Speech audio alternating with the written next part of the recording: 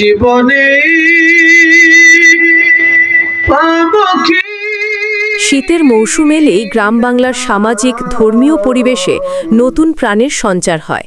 দেশের বিভিন্ন অঞ্চলের মতো নরসিংদী শিবপুর উপজেলার যশোর ইউনিয়নেও শীতকে কেন্দ্র করে অনুষ্ঠিত হয় ঐতিহ্যবাহী ও জমজমাট ওয়াজ মাহফিল।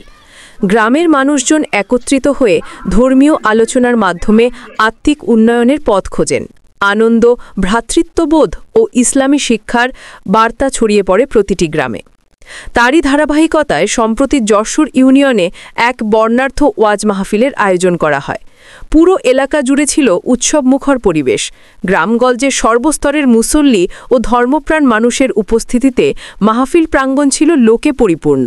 অনুষ্ঠানে প্রধান অতিথি হিসেবে উপস্থিত ছিলেন আকরামুল হাসান মিন্টু। তার আগমনে অনুষ্ঠানে আরও উৎসাহ উদ্দীপনা যোগ হয়। মাহফিলের প্রধান বক্তা ছিলেন তরুণ প্রজন্মের কাছে জনপ্রিয় ও গ্রহণযোগ্য একজন আলেম মুফতি জহিরুল ইসলাম ফেরিদি। তিনি তার বক্তব্যে দেশের চলমান বিভিন্ন সামাজিক ও নৈতিক সমস্যা তুলে ধরেন এবং ইসলামের আলোকে তার সমাধানের দিক নির্দেশনা প্রদান করেন। একই সঙ্গে তিনি প্রিয় নবী হজরত মুহাম্মদ সাল্লাল্লাহু আলাইহি ওয়াসাল্লামের জীবনী, গুণাবলী ও আদর্শ বিশদভাবে আলোচনা করেন, যা উপস্থিত শ্রোতাদের হৃদয় স্পর্শ করে। এছাড়াও আলোচনা পেশ করেন হাফেজ আমির হোসেন রায়পুরি।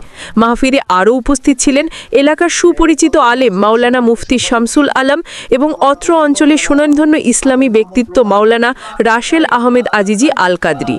ধর্মীয় আবহ, আলোচনার গভীরতা ও শ্রোতাদের অংশগ্রহণে ওয়াজ মাহফিলটি সফলভাবে সম্পন্ন হয়।